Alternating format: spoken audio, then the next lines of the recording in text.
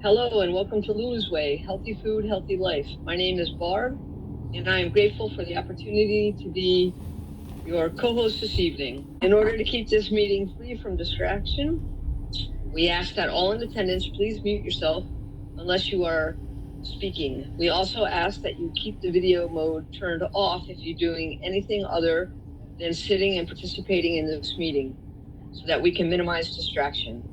In this community, we gather to support, encourage, and inspire on the benefits of nutrition, weight loss, wellness, and the joy that comes from choosing to serve yourself well. We are not medically trained, nor do we have formal training in nutrition. We come together here for the sole purpose of providing support, sharing experiences, and promoting a healthy lifestyle. It may be wise to check with your healthcare professional with any dietary suggestions or advice you receive from this group discussion, particularly if you have health challenges. Individuals in this group may have different ideas on how to eat healthy. Just figure out what works best for you and do it your way. So, hello everybody. It's good to see you all. And I hope you had as good a week as I did with food, because I had a perfect week with food. Perfect. It's got to be perfect, or it's just doesn't work for me, you know? Today I was going to talk about trying versus doing. You know, I hear the word try a lot. Like, I'm trying, I'm taking baby steps. I hear that a lot. And if you want to take baby steps, to me that's like pulling a Band-Aid off slow. You know, just rip it off. Just rip it off. You know, and I feel like when I try to do something, there's like a resistance there. There's like a resistance. But when I'm willing to do something, there's like an acceptance. And I think because when I wake up, I've fully accepted what I'm going to eat and how I'm going to eat this day. It's so fully accepted, there's no resistance. Like, I'm just never having a battle with myself. I'm never saying like, well, you know, I'm going to try to just have 4 ounces of sweet potatoes, say. And then like you end up having a second helping and you're just like, well, I tried. It's just like, there's that resistance. You're resisting having 4. Like, just have 4. Like, I believe in my, well, I believe because I experienced it, but this is just my body, the way my body responded to that food plan when I was losing weight. I was never uncomfortably hungry. There's enough food on that food plan that kept me satiated and full. But when it was mealtime, I was hungry. And I didn't have to try to wait till dinner after breakfast. I didn't have to try. It was going to happen. It was going to happen because I fully accepted it.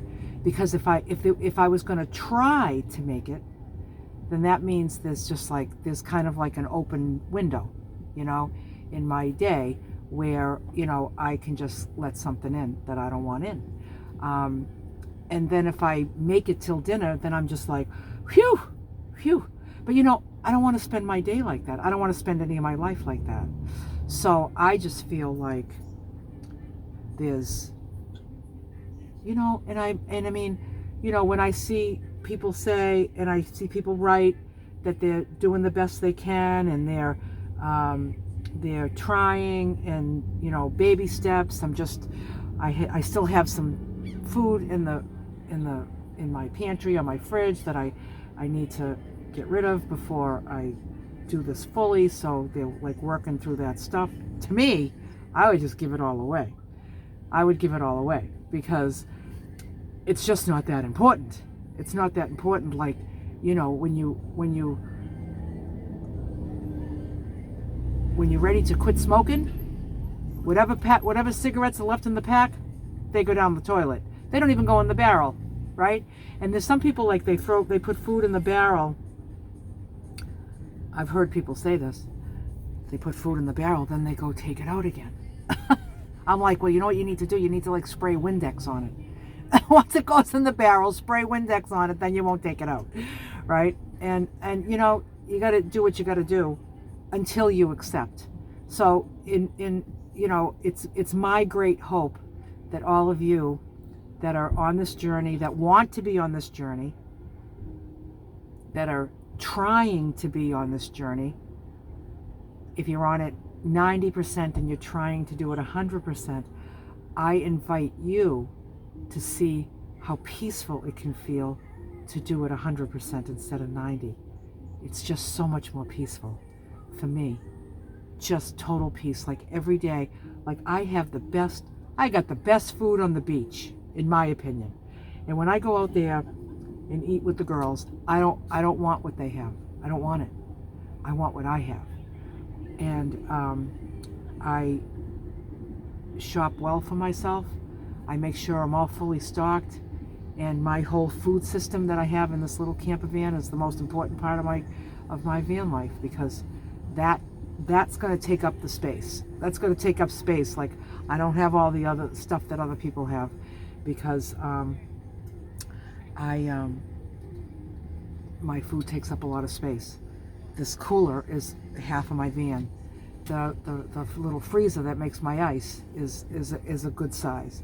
My whole kitchen, my pantry is like, you know, probably a quarter of what's under my bed, you know. So and then in designing this to have all my counter space that I wanted, you know. So there's a lot of things I don't take with me so that I can make sure I take good care of my food, because I want the peace.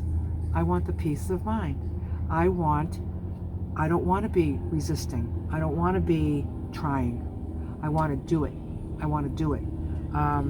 You know, you can want it. You know, you can want this. You can want to do this. You could even need to do this. You know, if you're in a health crisis, you might need to do this. But you can want it and you can need it. But you got to do it. And in a wonderful world, I would see you all doing it. And like 6 months from now, to just see everybody transforming and everybody sharing all their success, so that anybody that's new that's coming can hear from everybody and just say, like, you know, this is what I've been doing. This is what I've been doing, and it's working. Like, you know, take some before and after pictures, and just really, and it's like I said, it's not really about, like, I always say, you know, life isn't a fashion show, you know. It's not like, it's not all about the cute jeans, although the cute jeans are cute and they're fun. But nothing beats the way that I feel every day. And I am just so grateful for the way I feel every day. And nothing can, I don't want anything to get in, I'm not going to try to do this, because I am so willing. I've accepted what I need to do to feel this way. And taking little breaks here and there and a little cheat here and there, it not only interferes with my goals, but it also gets me cuckoo. It makes me cuckoo, you know. And then I know I would just start negotiating, and then I always, like, you remember that cycle of overeating that we talked about at the very beginning. If anybody's new here, if I ever refer to anything we've talked about, if you go into the file section of the Facebook group, up in the top of the Facebook group, where it has the name of the Facebook group, and it will say files. Click on that, and you'll see this PDF, and I think it's called Healthy Eating, and that's some notes and some things that we've talked about before. Once in a while, there's somebody here that takes notes and types up the notes and adds them to it, but that's not an every week thing. But that cycle of overeating is in there, whereby, you know, you have the idea, you have the memory of the idea of, like, you remember what this pizza tastes like, or you remember what that ice cream tastes like, and then, you know, if you start negotiating and you start even just in your head, you start negotiating, that's where trouble begins, when it's an option. Because for me, if it's an option, it's always going to, eating will always be the option, the winning thing. It will always be, the ice cream will win. But then you go into rationalization and you start rationalizing it. Then you decide, make a decision, and then you have it, and then before you know it, you're in remorse and regret, and then you're making resolutions to tomorrow's going to be better. I'm going to try tomorrow. It's like there's that word try again. So just like everything in life, everything in life, when we accept it, it's everything is just so much easier. Accepting. I mean, I don't really have to explain that all that much. Accepting that following this food plan will serve you well in whatever way it's serving you well. You can be thin and slender and want to just eat better and feel better, because thin is not well. Thin is not always well, and there's a lot of people that are thin that are not well. Just because you don't gain weight, some of us gain weight. Some of us, it shows what we eat. Some people, they have a higher metabolism, but if you're just like eating all that junk food, it's like, I just can't speak enough about the way I feel. I have to speak of that because you don't even know it. You just know when you can look at me and you can see that I've finished losing my weight. But I tell you, just to feel so comfortable every day in all kinds of ways, even in this day that was so hot. It was so hot out there, and just to not have like my clothes stuck to me, and just feeling that the weight on top of the heat, because I know it. I remember it like it was yesterday, and it was actually next month will be 10 years ago that I started this food plan. And that's a long time ago. But I remember the pain of being overweight, and I don't want to do that anymore. It was not a peaceful way to live. You feel the peace like when you go, you're gonna sit down and you're gonna have a big huge bag of chips and a bottle of wine and maybe some ice cream after, and it's just like there's that certain kind of bliss where you're just kind of in this, like the ecstasy of having this thing, and then it never ends well. It never ends well. It never ends peaceably. I was always disappointed in myself. And every day I get to just do what I set out to do every morning. Acceptance, no resistance. And I hope that was helpful to anybody. And if anybody wants to talk about your resistance or your acceptance, and where you are with that, or you can talk about anything you want, anything on your mind. If you want to tell us how fabulous you did this week, if you want to talk about that you're struggling this week, no judgments, I just pray your day comes, Barb, do you have anything you'd like to add to this? Yeah. That was wonderful, Lulu. I will say that being 4 months on the maintenance plan, which is about 9 years, 8 months less than you, which is fine. There are still times when my whole day is consumed with, making sure that I'm in the right mindset and I'm going to eat the foods that I'm going to eat and have it, sometimes it's overthought, and especially when I don't have enough to do in my day, like in the winter. But there is a peacefulness that comes when you do have, your meals planned and you know exactly what you have to do, and you're not getting to that point of being very hungry and then making poor choices. So there is a peacefulness to that. So, yeah. And it's all into preparing too. For me, it's definitely. And preparing ahead of time so that it's not mealtime, you're not starving, and you got to figure out what you're going to cook. I don't know, that doesn't work for me. I always have to plan, and I have my time slots, and it's just what I do. Yeah, I know, and it works for me too, Lulu. Yeah. And I just wanted to share one quick story, and then we'll start picking people. Today I was doing a Zoom with friends.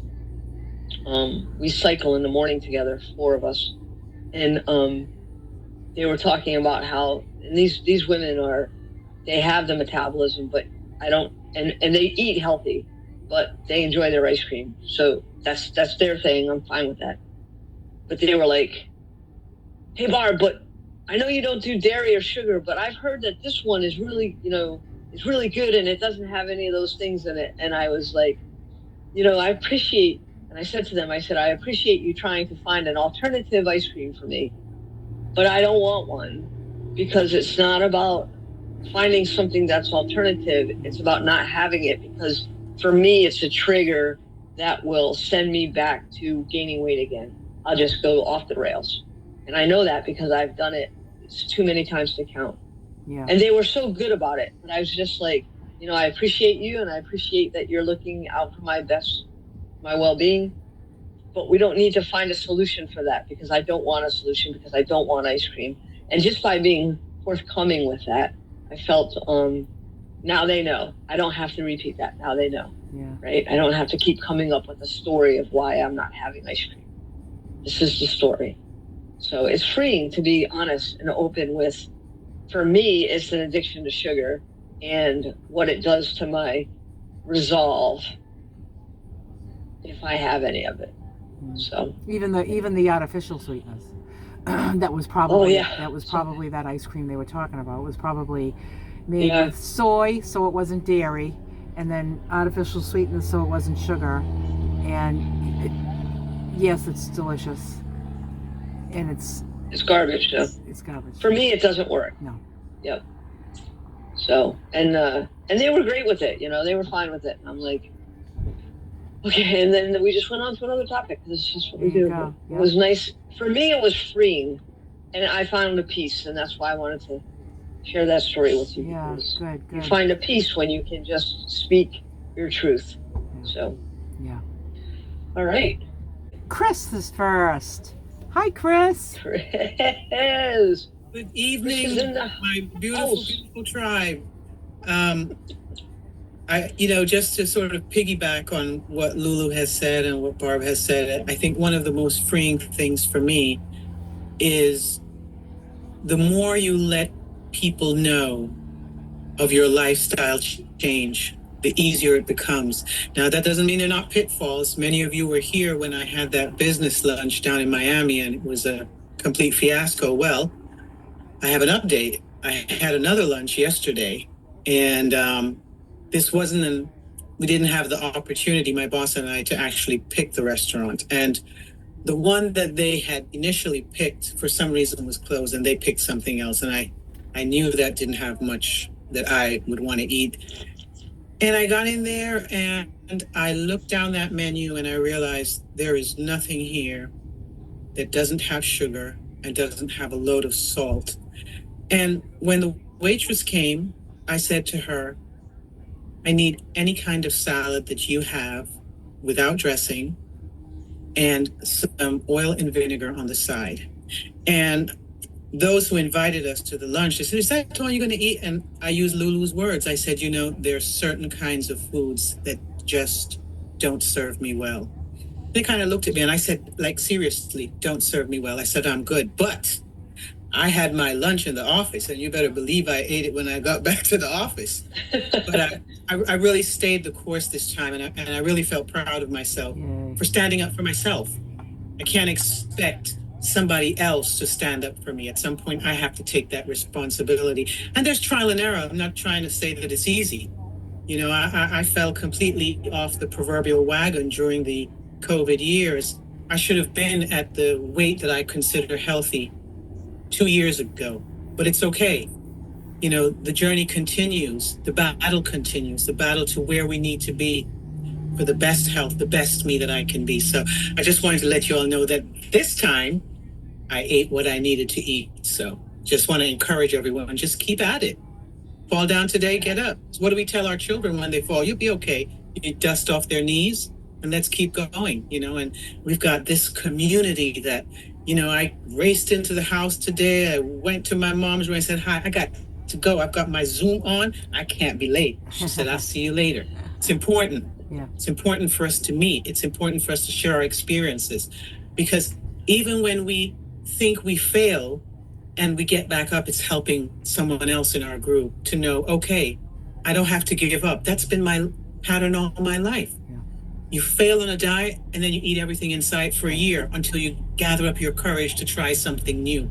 Instead of trying something that's sustainable, a way of life that really brings you rewards for your health. So I'm staying the course. You all just keep rooting for me. I'm going to keep rooting for all of you. Yay! That was beautiful. Yeah, Chris, that's awesome. That was inspiring. I mean, sure we just keep learning, right? And it is empowering when you stand up for yourself, right?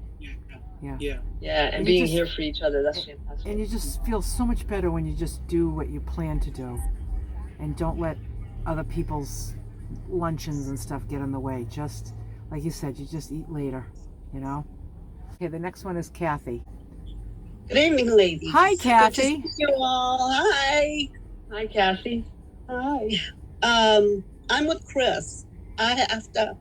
This group motivates me because, I'm doing well. I've lost 20 pounds since October, but, I need this every week to keep me on track.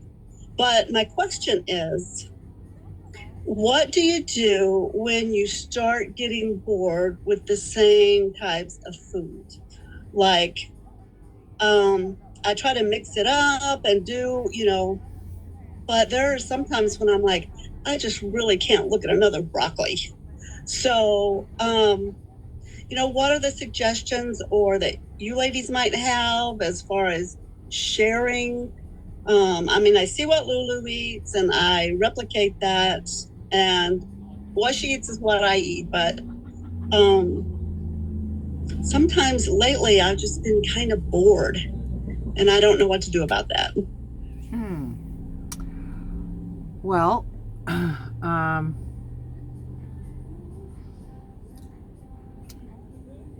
I guess what's coming to me is, I guess I don't get bored, and I have a lot of the same things over and over. I don't have all of the exact same things over and over, but I don't intentionally switch things up, because I just look at like whatever looks good, whatever looks fresh. If it's the same stuff, it's the same stuff. If it's not, it's not. I guess I'll look for excitement elsewhere instead of in my food. Like, you can be bored with a lot of different things in life. Can be like just kind of the same old, and we just kind of go with that. And I just kind of, I guess it's about not looking for any kind of a hit from the food, but rather you just nourishing yourself. I don't know. I had a big ass salad for lunch. I had a big ass salad for dinner, and I don't usually have 2 salads a day, but it was just like, it was so good and everything was fresh, and I just cut up everything all over again. And I guess I don't know.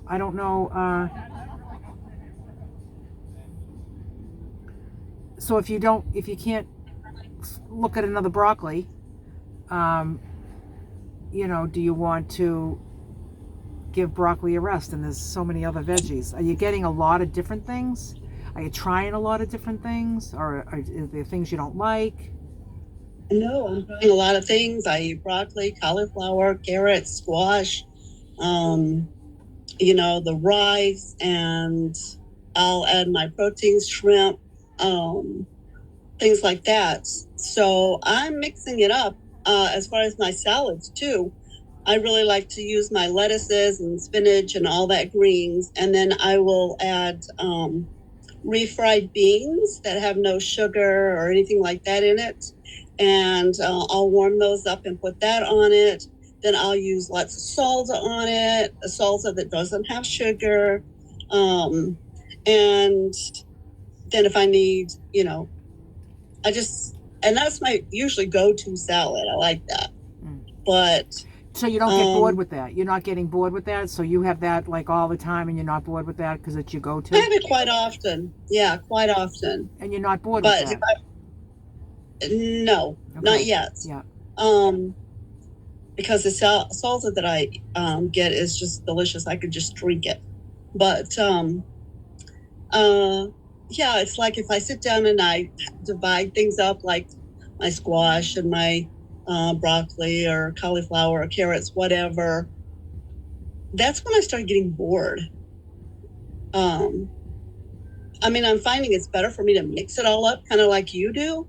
But, there's sometimes when you might have a slice of protein on the side, but you don't want to mix all your vegetables together. So I guess that's my dilemma is. And there's also roasting. Roasting veggies is good. So like you could get a big sheet pan and cut up peppers, onions, mushrooms, zucchini cut up in pieces, diced up eggplant, and just toss it all up with some herbs and then roast it in the oven until it's all roasty toasty, and just make a pile of it. And then you just have that on a bed of rice with your protein on top, Yeah. Because I've been doing everything in my Instapot, so maybe I should try roasting them. Yeah. That's a good idea. Yeah, there's nothing like the oven. I mean, really. Yeah. You know what I was noticing when I was staying in St. Augustine with my friend a couple of weeks ago, and so we had a condo for a week. So since I was in there and I was cooking for the two of us, and I put the Japanese white sweet potatoes in the oven and cooked them in the oven because I didn't bring my Instant Pot up to the condo, and they were like exceptionally good. Like they seemed like sweeter and just so delish. And I was just like, when I go home, I'm not gonna do these in my Instant Pot. I'm gonna do them in the oven. And I did them whole. It was the first time I ever did them whole. If I've ever done them in the oven, I've cut them in half so they cook quicker. But these were kind of smaller. And I did a whole big huge, because I was cooking all this food for two people. I've never done that, but she was willing to eat like me on our vacation, and I said, all right, you eat like me. We'll share the expense of all the food, and I'll cook it all. And she's like, and I'll do all the clean. And I was like, all right, this is gonna work, and it did. But now I needed like tons of veggies and tons of chicken and tons of salmon. I just bought just tons of stuff, and so I just did this big huge mix of roasted veggies in a huge pan. And that would get us through a couple of days, and the salads, I mean, I like, the lettuces, and then some couple of olives and some cucumber and red onion and tomato and shredded carrots, and that might even be different. Maybe it's just maybe you just need more of a variety, Yeah, I'm trying. Yeah, avocado. That word.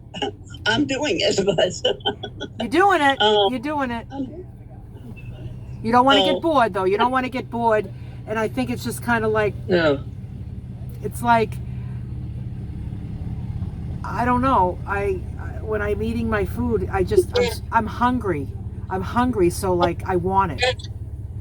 Because I haven't eaten since the meal before. I'm hungry. I want it. I'm not here to be entertained by things. I just like to have a variety of different things just for the variety of nutrition, It's not so much like, let me have this. I swear I could eat the same thing every day.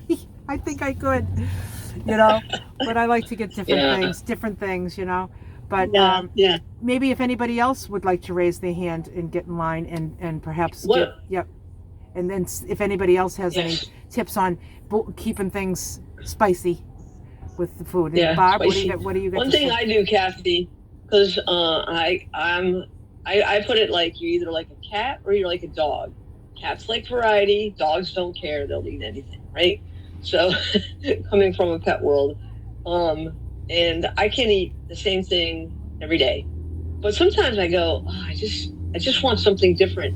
And so what I will do is I will have a hot meal versus a cold meal. Because I generally, when I call them my grain bowls. She calls them a big ass salad. I call them a grain bowl. I'll either change the grain. So instead of rice, I'll have quinoa or something else. Or I have it hot. Like tonight I had a hot meal. So I had white rice, I had a protein, and I had my vegetables. And yeah, having a hot meal sometimes is just what I need. I mean, I've been cold all day, so it's just raw. It helps for me. So I think it's the hot meals that I'm having a more of a difficult time with than like a salad. I don't know. Maybe it's just because you get used to having your something here, something there, and individually as opposed to mixing it all up. So, but I do that too, along with my rice and stuff. So, I mean, I'm not falling off the wagon. I'm not eating sugar and flour and all that stuff. It's just there are some days I'm like, oh my gosh, I'm kind of bored with this. Yeah, so and you're thinking about doing it for the long haul. You're like, how do I stay?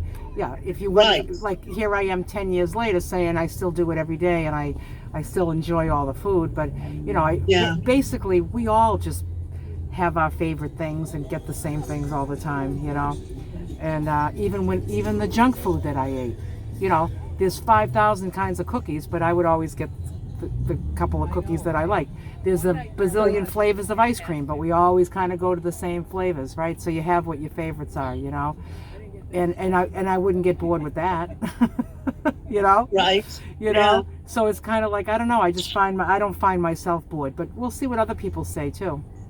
Okay. Let us know maybe next week if you mix things up a little bit to take care of that problem with boredom. Okay. Okay, Nicole is next. Hi, Nicole. Hi, everyone. Can you hear me okay? Yes. Yes. Okay, good. My headset went kaplooey, so. Well, I felt so bad I couldn't join last week because I was traveling.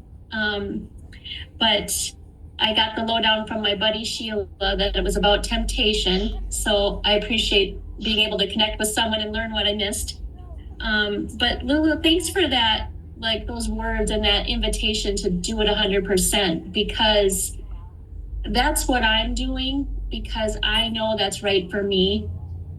And, I kind of look at it where I've never had a problem with alcohol, but you wouldn't say to someone who has a problem with alcohol, well, you can have it at Christmas or it's your birthday, so go ahead, and then get right back on track. You just wouldn't say that because it would derail that person, and for me, sugar and food addiction, although I never really called it that, but struggling with it since I've been a teenager, that's what it is. So it would really derail me to dabble, and growing up, my parents were super young when they had me. They were 16 and 17. So my grandparents were really influential in my life. And my one grandma was my Mexican grandma, and she made tortillas and beans and tostadas and everything like that. And my other grandma was Swedish and did all the Swedish cookies and goodies. And I learned really young, food makes you feel good, right? And then of course I glommed onto that, and I've struggled with my weight my whole life. And so I've been really working on changing my mind and my thoughts. Instead of thinking about, oh, I can't have that, or, will I never have that again? Or will I never make Grandma Payne's tortillas, or those kinds of things, to thinking, these are foods that are not serving me well. I give them up. I don't want them anymore. I've had enough in my lifetime. So I've had my fill. And that's really where I'm at. I swear I would eat bark off the tree if I could weigh it out 16 ounces if I was desperate in like a bakery. I just go, no, I just don't want to put it in me anymore. I feel like I've been given a gift. Someone that actually did it and is living it. And I'm like, if this woman, this Boston woman can do it, Yep. and she's, giving her own counsel, like what she did, I'm just so thankful for that. So I work on my thoughts. I don't have to fight a lot, but I think I am not going there again. Been there, done that. I'll do what it takes. And if that means, I don't necessarily get bored, but I think I need some fuel. I need some nutrition. And I'm so thankful that I can go to the store and get everything I need, that it's not hard to find these things. And I'm, that's kind of where I'm at. When I was 40, I did this diet plan that involved giving up sugar, which was good, and a lot of crazy rules. I think it was a diet that Suzanne Summers from Three's Company put out. And I lost a lot of weight. I lost like 100 pounds. And I was doing crazy things. Like I was making pizza crust out of pork rinds. It was before I was a vegetarian. I mean, pizza crust out of pork rinds, and I'm like, no wonder I had to stop that, because that's not really sustainable. That's not, anyone can know that's not going to be like long-term what's good for you, right? And also it was using a sweetener that she made, and I really am a fan of hers, so I'm not talking bad about it, but the diet plan is just not healthy, not common sense, more marketing. And so I don't know, those are just my thoughts on how I'm thinking about food, how I'm just done with the old way, and about addiction, and thinking if someone had a drinking or drug problem, you wouldn't say just have it sometimes, or try to cut down a little. For some people, like Lulu, you were saying your friend is thin and makes pretty healthy choices, but eats food that you don't. And lots of people we know manage their weight and dabble in all the treats, but their minds must be a little different than my mind, because I would fall into a vat of it and be morbidly obese. So anyway, I'm done with that. And then the other funny thing I'll just say is, this trip home was my second flight where I had to have dinner.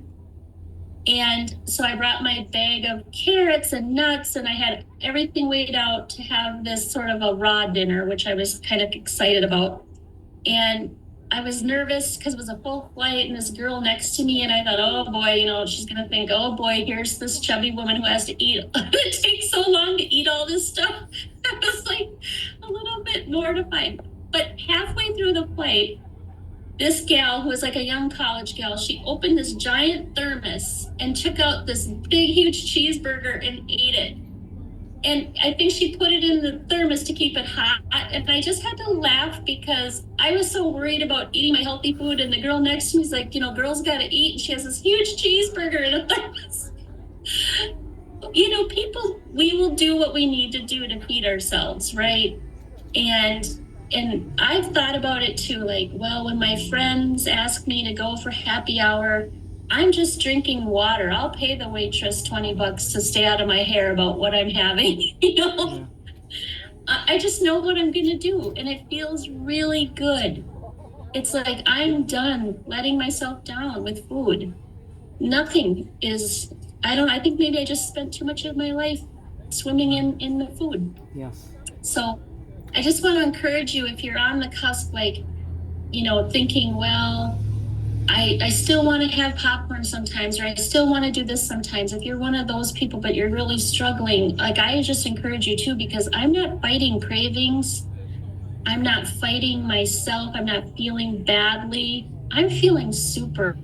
And if all I have to do is take care of myself nutritionally, because that's what's best for me, I'm willing to do it. And that's all. So you're talking about how doing things 100% serves you well. It just serves you well 100%. Yeah. Because I'm not good at anything less than that. I'm just not. Yeah, and you're worth it. That was beautiful. Yeah. Thank you so much, Nicole. This past month, and it took a lot for me not to weigh more than I waited for the first. I even told Sheila, I want to wait, but it's just information, so I'm not going to do it. Good. And I waited. And so this past month, it was 5.4 pounds. And so total of 26. Nice. Well, Very yeah. nice. Good job. That's good.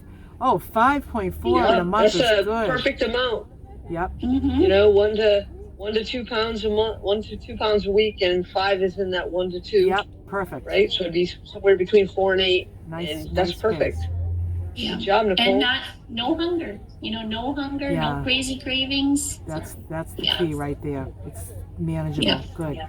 Excellent, Nicole. Thank you so much. Thank you. Next we have is Candace. Hello. Hi, Candace. How are you today? Good. I lost 10 pounds this month, and my diabetes person has cut me loose. She said I'm doing great. My numbers are way down, like I mentioned last time, and that now I don't even have to work with her anymore unless I want to. So that's good. Wow. And then one of the things for Kathy, I make soup, so I shop, and all those veggies. I don't cook them all at once because I just can't eat them all at once. But about the fourth day in, because I shop about every 5 days, the fourth day in, I take all the veggies left in little packages and I make soup out of them. And then once it cools off, I weigh the whole big thing, and it's all veggies for me because that's all I eat. I weigh the whole big pot and then divide that by 16. And then that tells me how many days if I can eat it all before it would spoil. But that's again, I use like palmy or some organic. I don't use tomato sauce in it, but I use like canned chopped tomatoes that don't have any sugar or oil, and use that as a base because I don't usually eat really a lot of tomato things. It's good. Carrots are great, and it's very filling. So you eat that as it is a hot meal. And then I had one quick thing. I don't know. I heard this last week somewhere from something I read or was listening to. And Lulu, this kind of goes with you were talking about trying. Like you said, I'm trying to lose weight. I'm trying not to eat after dinner. So think of the word practice as a noun and a verb.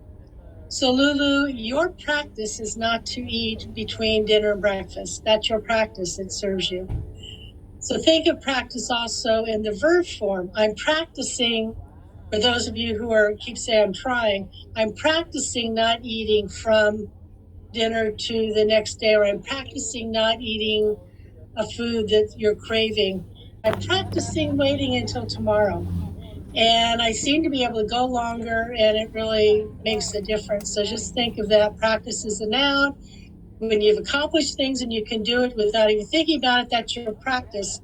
But in the meantime, us neophytes who are just learning this, we're practicing getting this skill under our belt. So trying is kind of a victim. I'm trying, but I'm just having such a hard time. I can't make it. But if you start practicing, that's positive. It's getting you somewhere. So that's what I had to say today. That's good advice. That's very good advice. Also, That's as you're practicing, also do some noticing.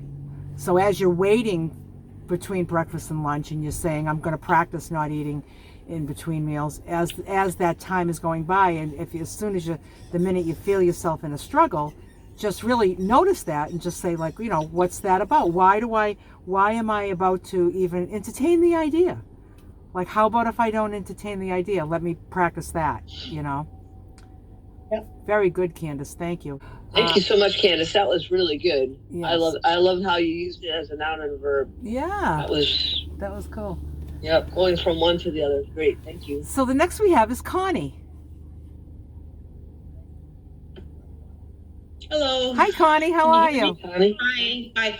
I've been coming to the groups since the start, but I've never spoken before. So, and I have two things I wanted to say, or maybe more, but whatever. This has really been my first week since we started where I've really buckled down and tried to weigh and follow and do whatever. And I think I've done pretty good considering, am I 100%? No, but I feel like I have to celebrate 99% or 95% and not focus on, oh, I shouldn't have done that, you know? And so that whole thing about trying is like a little hard for me. I mean, I know that you got to just do it and, you know, suck it up, buttercup and all that stuff. But at the same time, I think that, you know, 10 years from now, I'll be able to say that. Maybe 6 months from now, I'll be able to say that. But I feel like when you're first starting, you kind of have to give yourself a little grace for that if you're not perfect, and not let it derail you to say, okay, you know, tomorrow is a new day, or the next meal is a new meal, and just be kind to yourself in that regard, and keep trying. But I feel really good about the things that I've done. And I really think just even in a week's time, I feel some differences in terms of, you know, like certain aches and pains that I have are not as bad as they had been.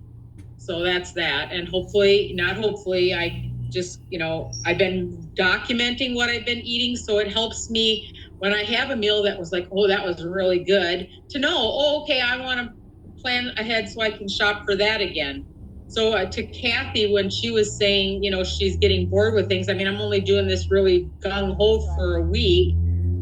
So maybe I'm not there yet. But I feel like one of the challenges that I think that, you know, for so many years of our life, it was all about like recipes and cooking and putting things together. And so it's a complete mindset shift to try and not do that. And that's, I think, part of the challenge. But like, I feel like I watched, you know, everybody's posts on Facebook, and someone, I don't remember who it was, posted something where they made like a spaghetti dinner or whatever. And I thought, you know, I can do that and still do it. I cooked a spaghetti squash. Instead of opening up like store-bought spaghetti sauce, I took a can of tomatoes. So, I mean, it was basically veggies and mushrooms, and I cooked it all down and put that over my spaghetti squash. And it felt more like a normal meal and not a diet meal, you know. And in my mind, I know it's not a diet, it's a way of eating for forever. But as a newbie, my brain is not quite there yet. So that was a way for me to like have something that was like so tasty, so delish, as you say, and yet still met the requirements, because I weighed and measured, you know, all of it, and it was very satisfying. So I think from a like boredom standpoint, I feel like, I don't know if you can weigh in and if you agree or disagree, if that's, and again, this is like you say, we're all trying to do it our way as long as it's working for us. And, you know, is that okay to do that as opposed to just, you know, because I feel like that sometimes helps people if you can do that. So Yeah. I guess what I'd say to that is, like you say, as long as you're, you feel peaceful, you feel successful, you're getting results.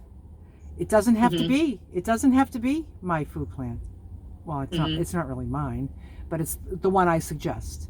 The one I suggest. So you don't have to say that I'm doing it 95%. This could possibly be 100% for you. But let's just, like 6 months from now, are you peaceful? Are you peaceful, or is that 5%? Are you always kind of thinking about those little things that you might, that whatever you're doing that's making it 95% instead of 100? Are those things kind of driving you crazy, or are they taking up time in your mind, the negotiations and stuff? And are you getting results? Because sometimes with, you know, just 10% off could, especially with this much food, this is like a lot of food. So that's why, like, you don't get all this food and then get like a couple of cookies at the end of the day and then expect results, you know?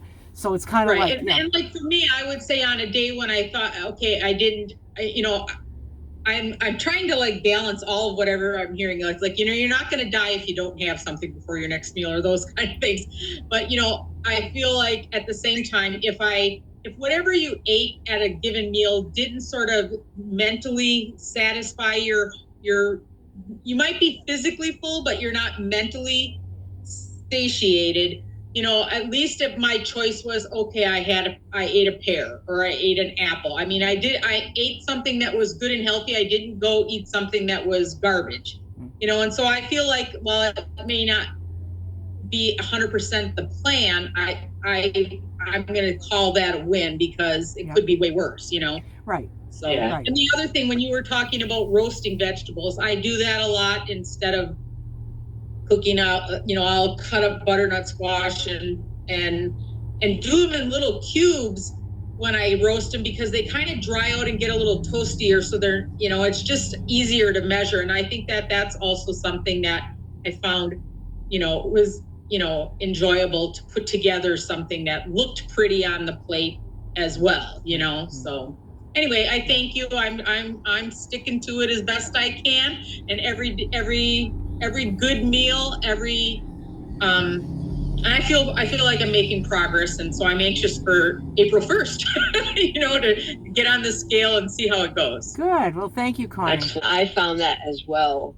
I have arthritis in my hands. I don't know if you can tell, but all my fingers are crooked.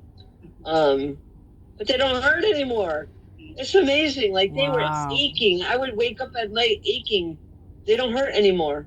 It's just, and it's because of the food that I'm putting in my body. Is not inflammatory. And so, and that's what arthritis is. It's inflammatory. And so I'm not kidding. They don't hurt. They don't hurt at all. So, so anyway, so it gets better. You think it's good now, Connie? It gets better. I'm looking forward to it. One of my struggles too, and I just remembered this, is, you know, prior to this, I had been watching a lot of YouTube videos that were whole food, plant-based, and like, there's a thing out there called the starch solution. There's all these different ways to do it and different conflicting opinions. And so one of the things I feel like I'm, you know, I don't know if my mind is saying just do it this way, or like try to meld the two together, because certain parts of what they say I think make sense, you know, in terms of the density of calories in like a potato or whatever versus something else, you know. And so it's like there's, I guess I'm torn by some of the other things I'm hearing. And so that's been a little bit of a struggle, where part of me wants to do like what they're saying, and part of me says, well, no, follow Lou's plan and give it a try and whatever. So that's my other thing. But like I said, I just, my one foot was always like a little swollen and achy. And I noticed within 4 days, it already started feeling a little bit better. And so I'm anxious for things to improve. Nice. Very nice. Good. Thank you. Good. Thank you, Connie. Next we have Chris H.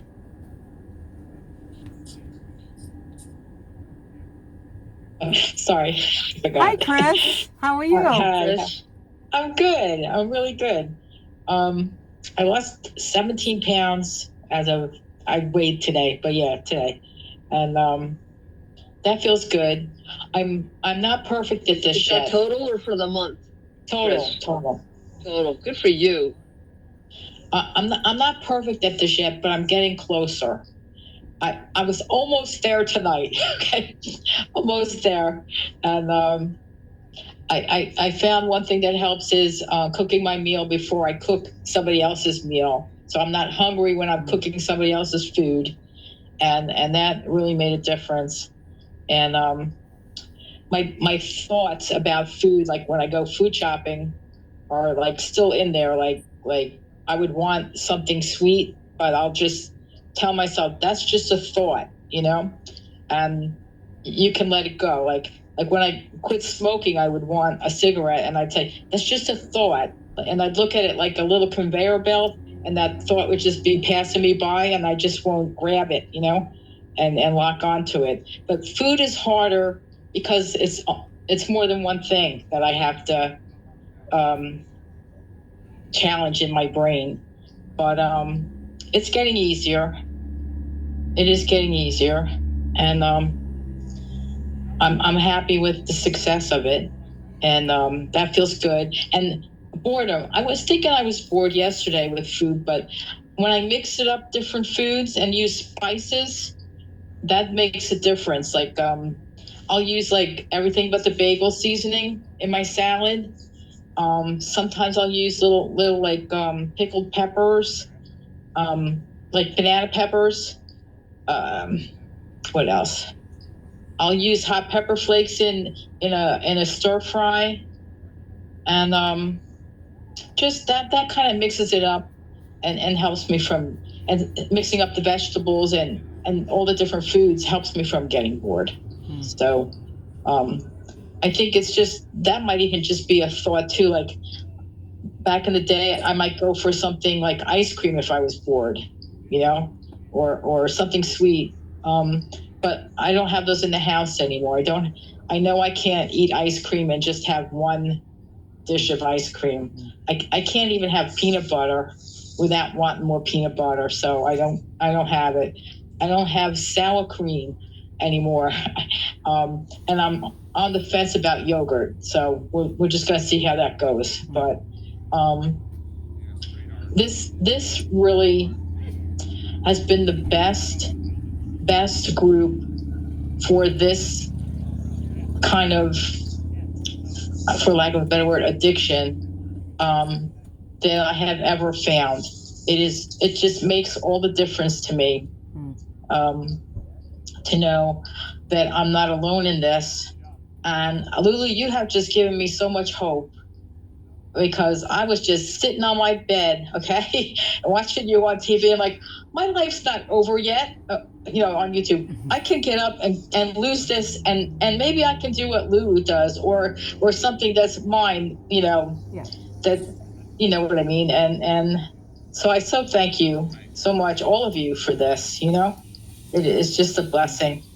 That's beautiful. That's beautiful, Chris. And when you take your focus off of food and your obsession over food, your passions, whether it's what I do with van life and traveling, that may not be your thing, but there's something else that everything was very fuzzy for me, because I just was too busy just hating myself and eating. You know what I mean? And and it was just totally like I wasn't even worthy of even thinking about what I'm going to do. I'm just like, I just knew I just needed to lose weight, and if I didn't lose weight, everything would suck. No matter what I did was going to suck. So, and then you just start feeling better about yourself and not breaking promises to yourself, and just feeling more comfortable in your body. Right. Once you start feeling just so much more comfortable in your body, and then doors open, and you just, excellent, Chris.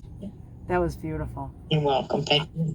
Oh, Sue is next. I didn't realize that food was an addiction. I look at Lulu's story, you recognize alcohol, you recognize cigarettes. It's like, ooh, this is bad for me. I better not eat this or do this or drink this.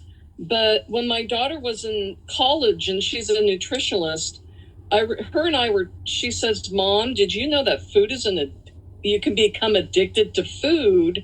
And it is such a dangerous topic, because we all have to eat. So it's mind blowing how dietitians have to work with people when they talk about food, because it can be an addiction for people.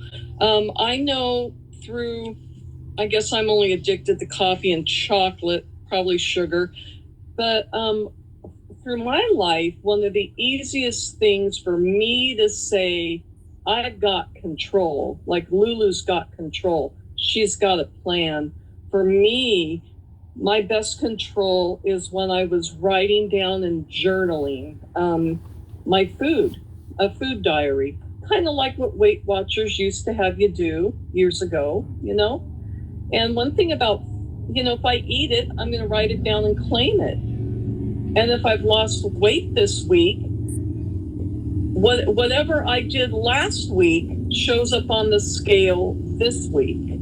So if I lost weight this week, I can go back to my journal and say, what were my meals? How did I eat? And that has given me control over, and I will food journal until I get to my my weight that I need to be. I'll food journal until I get there, and then I will kind of do like Lulu and just watch the scale. And if the scale goes up so much, I might have to food journal so that I really have control of what I'm doing and I can see what I'm doing. You know what I mean? They even talk about journaling your feelings. You know, why did I eat that, or why did I have to eat that way? Sue, is that I like your idea about food journaling because it's so easy to forget what we had the week before. Food journaling is a great idea. There's just things that work.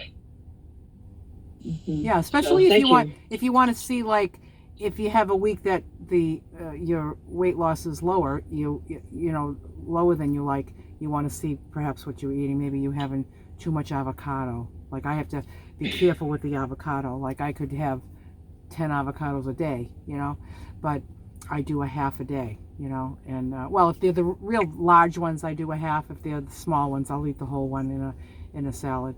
But you know, just different things. You'll just see the different things you have, and sometimes things are just, you know, even though a vegetable is a vegetable, some of them are, you know, there's just certain things that I need to be careful with, and I know what they are, you know, and so food journaling could help you with that. Lulu, you know, something that's what really concerned me when I saw you maintaining your weight and going, whoops, I can't have that extra, you know, piece of chicken because just that little amount. I mean, that's how serious it can get, you know, as far as what's going to go up or maintain or not. And it just really made me realize, boy, it's making a choice to really tighten up in other areas, you know. And you know, like somebody said earlier about having a piece of fruit after lunch if you feel like it. If I did that, I would gain weight because it's 100 more calories a day. And if I did that every day, I would be, at the end of the month, I'd be up a pound. You know, and it's not just about the wrong foods, it's even the foods that are on the plan and just too much of it. And I'm just, you know, I can run into trouble with that too. So very I'm keenly aware of that. Well, it made us keenly aware of that. Us that have been dieting and watching our weight for a while, it made me keenly aware of that, and I'll never forget that, to be that diligent, you know, for my own personal. Yeah. Good job. Good inspiration. Yay. And Gail is next. Oh, you're muted, Gail. There you go. Okay. Hi. Is that better? Yes. Okay. I have several things I needed to ask you about. I'm kind of learning this on my own in some ways, but then listening to you to help me. One of the things that happened after, you know, when I saw you, what was that, September or October, when you went out to Arizona? It was the very end of September. Right. I went right into a situation where I had to go on a trip to Branson, and I had all my food. I made sure that I had a place to stay that I could cook, and I did everything I could, but then my car broke down while I was over there. And it was very, very stressful. And it was to the point where I couldn't repair my car. And I had to have it towed home, and which was terrible. But anyhow, it made me stay a very long time. And so I had no place. to cook because my time at that place was up and they had someone else coming in. And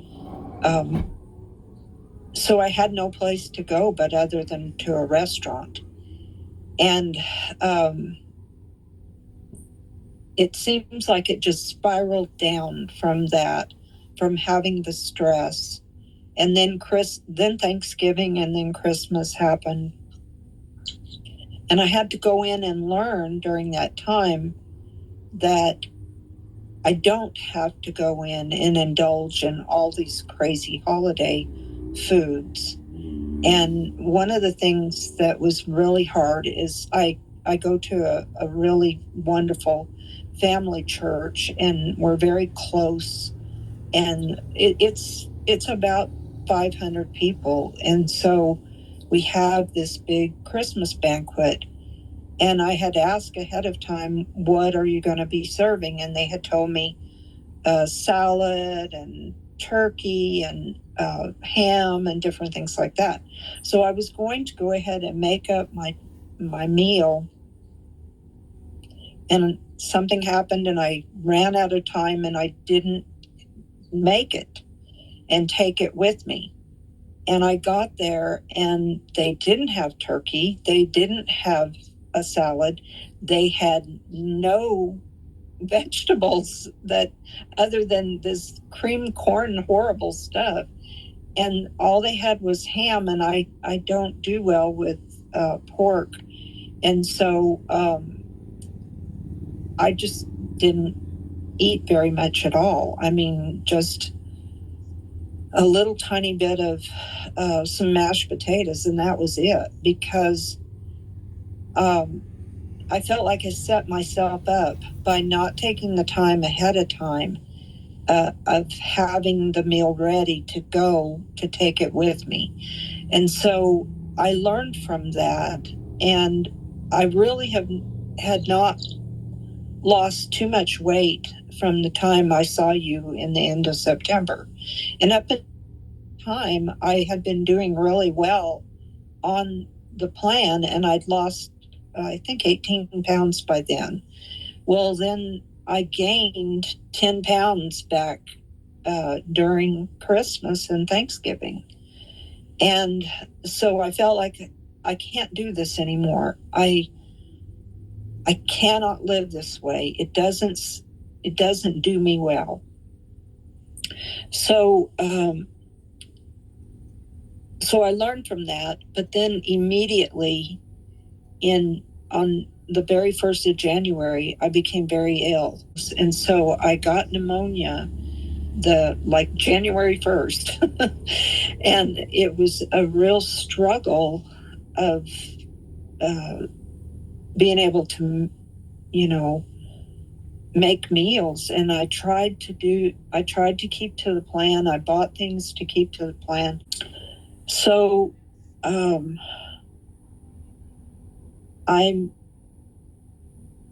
trying to learn in a situation when you're under stress or you're ill and you do not feel like cooking at all, what do you do? Because this was a prolonged time. This was, a month and a half that I was really ill. Now that I'm doing better, I'm back doing fine again on the meal plans.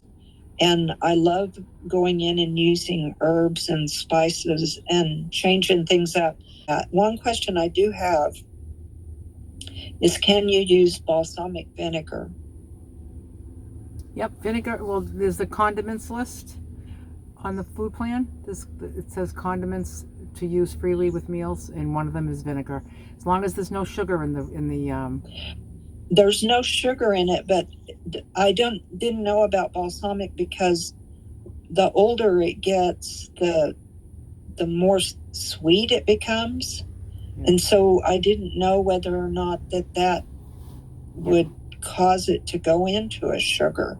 No, as long as there's no added sugar, you're fine. No, there's no added sugar. Yeah. But salads are really delicious if you add some balsamic vinegar on it. My question is, how do you handle when you're in a situation like I was in where I was so ill and I couldn't cook for myself, and he went and got food at fast foods several times.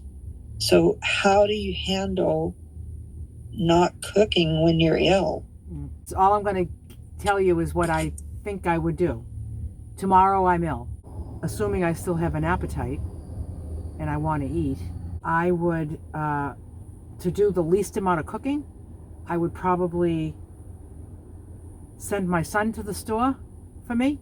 I would say, get me bags and bags and bags of frozen vegetables. Like, bring me home, like, fill the freezer with frozen vegetables.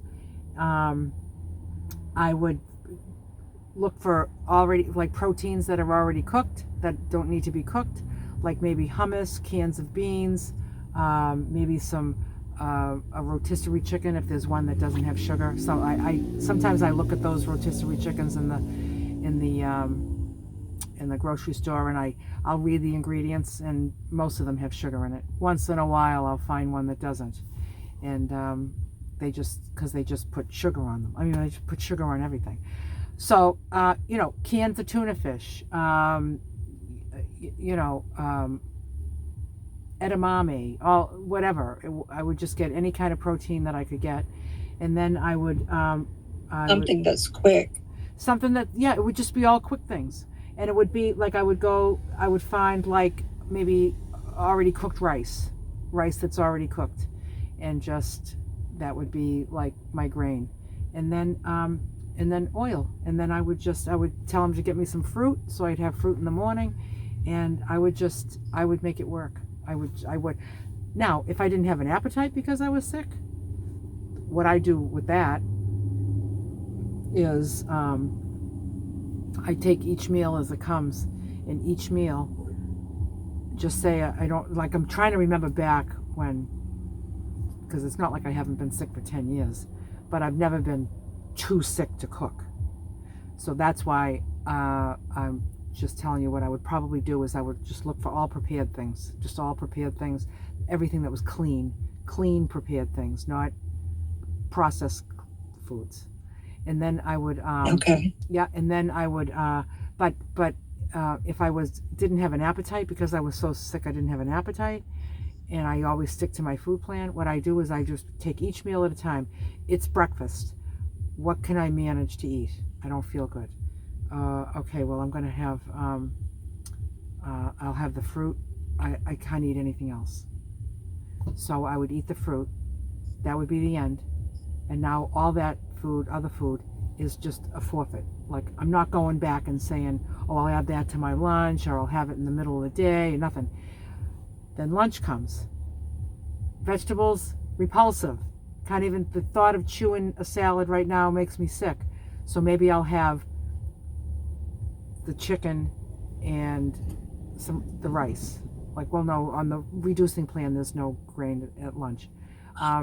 Maybe I'll have like a tomato or something with a piece of chicken. And it's not 16 ounces of veggies. It's not what I'm supposed to have, but it's not more than I was supposed to have.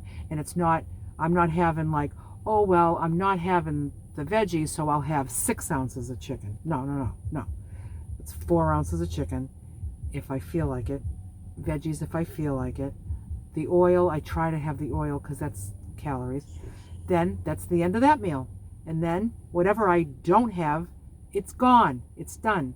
It's not in reserve anywhere. Then dinner comes. If I'm feeling better, maybe I'll eat the whole meal. If not, so I just take it meal by meal, and it's still 3 meals a day. They may not just be all of the stuff, because depending if you don't feel good. That's how I manage, like, not feeling well, from what I can remember. Okay. But thank you. Yeah, it's just about like how can I get the clean food that I need. Then you make a list for that young man, and if he can go and get takeout, he can go to the grocery store for you and get you bags and bags of frozen broccoli and green beans and cauliflower, and then just microwave it, weigh out the 16 ounces. That would be my suggestion. And Barb, What were you gonna? You had your hand up, Barb. Were you gonna say something? Well, I was going to say, you can also do Instacart. Yes. I don't know if you know what that is. It's an app. Yeah, I did do that, and he would go get some, because I couldn't go to the store. I had to do that. Instacart will deliver. Instacart will deliver. So if something comes up for anybody, maybe you live by yourself, or I have sent food to a relative that was having hard times, and so I would send them food and say, "What do you want?" And I would just send them food. But you can send yourself food, and it's called Instacart, and it's an app, and it's really a good way to do it. And Gail, I feel I was sick twice this month, and I generally don't get sick, but I just got the norovirus, and for 24 to 48 hours, I was not myself. Pam is next. Pamela. Hello. This kind of goes with like Gail's discussion. Well, actually, the practicing, I love that, versus trying. That's excellent way to, it makes you even just feel more positive and not like you're going to fail because you try and then you fail. You're going to just keep working hard at what you're doing is what I hear. But talking about the dealing with the stressors and things that do come up in everyday life, not necessarily your own sickness, but I've had in the last few weeks and then this last week, a lot of emotional stressors that have come up for me. And I've had days when I just absolutely didn't want to eat anything all day, and I didn't. And then around dinner time, I was like, oh, shoot, I didn't eat anything. And Saturday, which was the worst of it, and I just had an English muffin because I just didn't want to think about anything. But I feel like what I did get myself back Monday, Tuesday, back more serious, more able to think about myself and think about my meal plans. But I found what was helpful was I just had to accept that's I couldn't do any different those couple of days, Saturday, Sunday, mainly emotionally, and there was nothing different I could do. I had no appetite, and I had nothing in the house and didn't have the oomph to even go out and bother getting anything.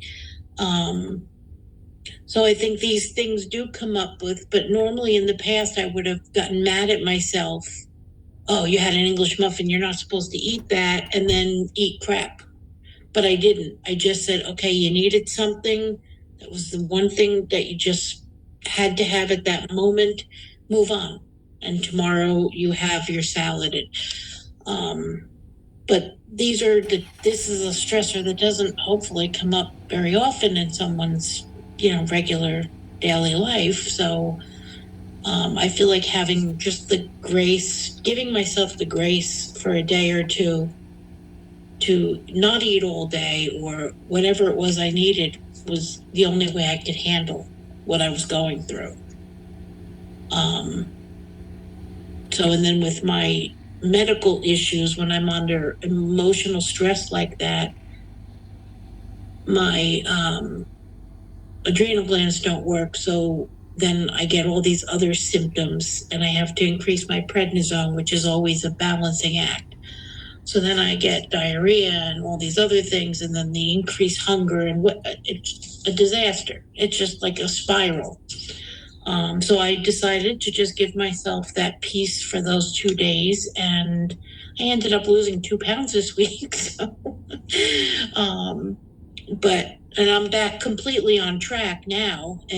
But that was really all I could do to handle it. It's just not get angry with myself and punish myself for it and tell myself I failed or I'm not doing good, so I might as well eat all kinds of other stuff. I didn't do that, and I think that was a really big win. That's a big win. That's a big win. Yeah. Pam. Yeah. Yeah. Good. So yeah, so it's been a tough week, but I feel like overall, the big picture, not every day individually, but the big picture, I feel like I stayed on track in a sense, in the big picture of it. Yep. So I don't know, if that helps too, with like when you come up with these things that just don't come up regularly, how you deal with them. So. Yeah, emotional stressors are really challenging because that's when you can get in your own head and just go, screw it, I'm done. I'm gonna have a whatever, right? And you didn't do that, so I would. No, I didn't. That's a huge win. Yeah. But it's important to make sure that you nourish yourself as well. And I know that you were in the middle of whatever you were in the middle of, and so I can't begin to be in your shoes because everybody I have my own emotional stressors as well. So I understand that. So I'm proud of you that you just took it one day at a time and you gave yourself the grace of God to just be okay with it and to the next day to take it on. Right. That's fantastic. So good on you. That's a big change. That's a big change for me. Yeah. So I feel like I said, I consider it a win that I made it through those rough days and with acceptance and stayed track basically. So yeah, and when medication is necessary and it affects everything, then that's an added challenge as well. So yeah, right. You're doing great. You're doing good. Yeah, thank you. Good. But yeah. Excellent, Okay, Pam. thank you. How about if we end it with Victoria? We'll have you be the last. Hi. Good. Hi, Victoria. Am I coming through? Yes. Yes. Okay. I started the plan, and I'm a vegetarian, and I'm a severe diabetic. But the plan just made a lot of sense. I printed it and taped it up on the cabinet door by the refrigerator where I prepare food, and I just follow the code up there. And I'm not a sweet eater. I don't, because I've been a diabetic my whole life. And I haven't had any stress this week. Everything, I got the scale, I'm weighing everything out. And when I fix the food, according to the plan, it's really almost more than I can eat in those servings. But I've been waking up in the middle of the night wanting sweets. I don't even like sweets. And not a specific sweet either, just sweet. And I don't know if this is my brain screwing with me or what's causing this reaction. I don't know why your body would be craving sugar if you don't even like it. I'm so, because I do two different kinds of insulin.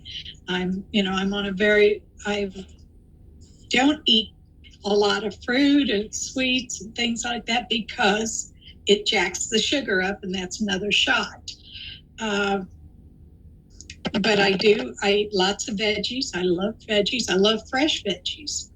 And I found that I can make a pot of soup faster than most people can open one, a can of soup. And it's fresh and it tastes good. And, I have control of what's going in it. And I'm avoiding all kinds of chemicals and things because of the cancer. And it's, I feel better. And I really feel good about this eating regime. I introduced my daughter and my grandson both to it and told them, do this, But this cravings that I don't normally crave, making me crazy, Yeah. That's interesting. I don't know. But it's good that you're eating all the foods and it's working for you. And what it could be, Victoria, is that even though you don't like sweets, but maybe you were having more sugar in the other foods that you were eating, and now that sugar is no longer in your nutrition plan, then that's what you're craving. The sauces and things like manifesting that. as sweets. But you could have been, I mean, I know I was eating a ton of sugar that I didn't even know I was eating until I started reading labels. Well, so, I'm a great one on label reading. I preach it to everybody to read what you're eating. You know? So that's quite, that makes a lot of sense. Yeah, it could just be that you know, we talked about this, I think, in the beginning, where Lulu was talking about this, that when you even have just a little bit of sugar, it just keeps that craving and that addiction going, and you just have to cut it off and say no more sugar. And then once you've done that, which it sounds like you've done, then that's probably where some of the cravings are going, but they'll pass. And this too shall pass. I'm going to hang in there. Were you one of the ones that talked to your doctor about the plan? I called her and asked her about it, and she says, sounds good to me. I'll look at it more when I come over. My doctor comes to my home, and I have a home medical service that comes to my home. And she says, when I come over, I'll check it out. She says, how are your numbers? All she seems concerned about are my numbers, you know. And her way of thinking is, if the numbers are good, then that means I'm doing something right, you know. And I've only been doing this a week, so I just want to be sure I'm doing the right things. I've even limited the amount of fresh tomatoes that I'm putting in with, you know, just not using them as much as I used to, you know, even though it's allowed on the list. Why did you do that? Tomatoes can be real high in sugar. Like it's a fruit. For a diabetic, yeah. I see. Yeah. I see. Yeah, I apologize. I'm not well versed in so I'm learning from you, Victoria. So thank you. It's okay. You know, they say stay around about 1,000 calories, but that hasn't worked. You know, so this just makes common sense to me. And that's why I decided to follow it, because I don't follow things easily. I don't go in for fads and things like that. But this made so much sense that I said, well, I'm going to try it, you know. And it's work. I don't know if I'm losing anything, but I feel a little better. I feel fulfilled and satisfied with the food. Hey, I just wanted to say, it sounds, Victoria, like you have a lot going on physically, so keeping connected with your doctor is a really good idea. But I do know, like for me, my mind-body connection is super strong. Like it's like one time I had my wisdom teeth pulled out, and they said, you know, you can't have any peanuts and no candy like Jolly Ranchers. And I never even cared for that, and that's all I wanted. And it was like I was fighting what I was told I couldn't have. And in the beginning, when you're like, okay, no more sugar, you know, there's a fight going on for a while. And, you know, I just kept telling myself, suck it up, Buttercup. I don't know if you should do that solely. You should talk to your doctor because you got a lot going on. But that really helped me. Like, you know, this is just my old way, my old brain saying, give me give me it back. Well, I never had it to start with, though. You know, so that's why it's weird. But maybe it's just mentally, like, you know, mentally. No, I wouldn't doubt that. You know, I just wondered if anybody else had gone through these. Just suddenly crave something you didn't ever have or want to begin with, you know. You said you went through that with the Jolly Ranchers and the, you know. Yeah, that makes sense. Yeah, the mind is pretty powerful. All right, well, thank you. Thank you very much, Victoria. I hope you, thank you. I appreciate all of you. And I hope that your cravings subside over time and that the plan works for you in all kinds of ways.